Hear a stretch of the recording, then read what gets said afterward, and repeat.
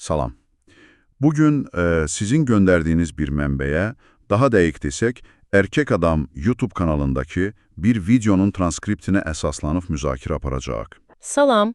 Bəli, bu mənbədə kövrək narsist kimi təsvir edilən qadınların istifadə etdiyi taktikalar və daha çox hansı tip kişiləri hədəf aldığı araşdırılır. Maraqlıdır. Gəlin baxaq görək, bu mənbə, necə deyim, olduqca mürəkkəb münasibət dinamikasını necə təqdim edir. Amma başlavazdan əvvəl bir şey vurğulayaq. Bizim bütün bu söhbətimiz sırf, yalnız bu təqdim olunan transkriptə əsaslanır. Düzdür. Mənbənin özü də xəbərdarlıq edir ki, bu sadəcə məlumat üçündür. Yəni, heç bir halda peşəkar psixoloji yardımı əvəz etmir. Bəli, bu vacib qeyddir. Videoda onu da deyirlər ki, belə münasibətlər adətən çox təəssüf ki, xoşbəxt sonluqla bitmir. Aydındır. Yaxşı, elə isə başlayaq.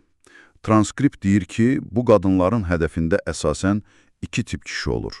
Birincisi, biraz təəccüblü gəldi mənə, başqa bir narsist. Bəli, elədir. İkinci tip isə, deyəsən, daha çox rast gəlinən haldır və bizim üçün daha maraqlıdır. Yəni, müəyyən xarakter xüsusiyyətləri olan kişilər. O xüsusiyyətlər nədir bəs? Mənbə nə deyir? Mənbə bunları dəqiq sadalayır. Məsələn, yüksək qoruyuculuq instinkti olanlar.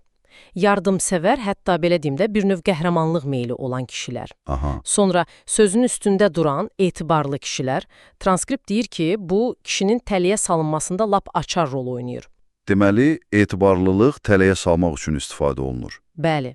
Və bir də eşq adamı dediyimiz tip var ha, yəni ürəkdən sevəcək, təqdir edəcək, bütün diqqətini ona verəcək birini axtaran kişi. Deməli, əslində müsbət görünən keyfiyyətlər hədəfə çevrilir. Çox maraqlıdır. Bəs bu tələyə salma prosesi necə işləyir? İlk addımlar necə olur? Proses əslində çox cazibədar başlayır.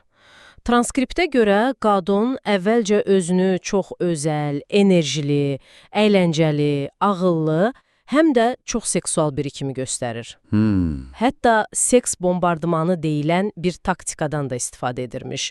Yəni, münasibətin əvvəlində həddən artıq sevgi, diqqət, cinsi yaxınlıq göstərir. Başa düşdüm. Amma əsas taktika bu deyil yəqin ki. Yox.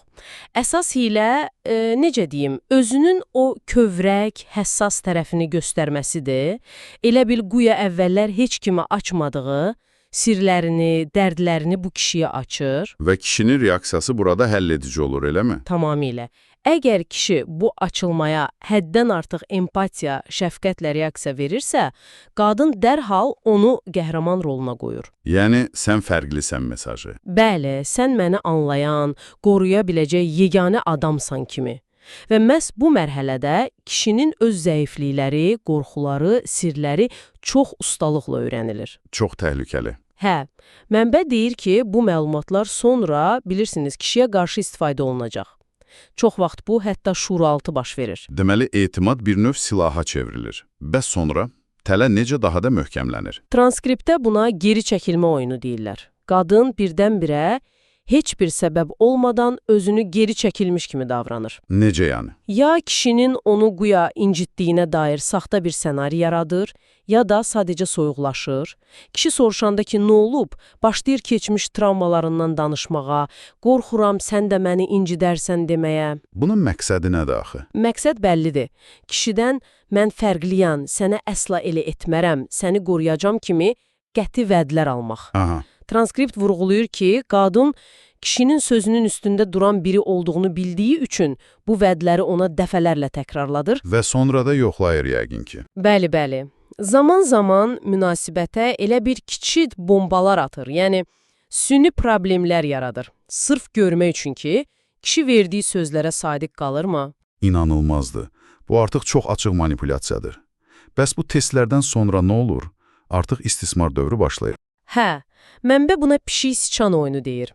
Klassik isti-soyuq davranışı. Dr. Jekyll və Mr. Hyde effekti, necə deyərlər? Yəni, gah çox yaxşı, gah çox pis. Düzdür. Qadın əvvəlcə kişini öz diqqət, heyranlıq ehtiyaclarını ödəmək üçün yenidən özünə çəkir, amma sonra qəfildən onu alçaldır.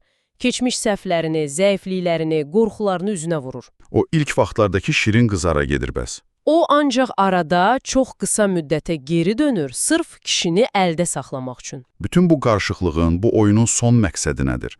Mənbə nə deyir? Mənbəyə görə hədəf çoxşaxəlidir. Birincisi, kişinin başını qarışdırmaq, öz mühakiməsinə şübhə etməsini təmin etmək. İkincisi, İkincisi, onun fərdiliyini yox edib, özünə tam tabe etmək. Elə bir vəziyyət yaratmaq ki, kişi bu qadına sahib olduğu üçün özünü şanslı saysın, ona qarşı çıxa bilməsin.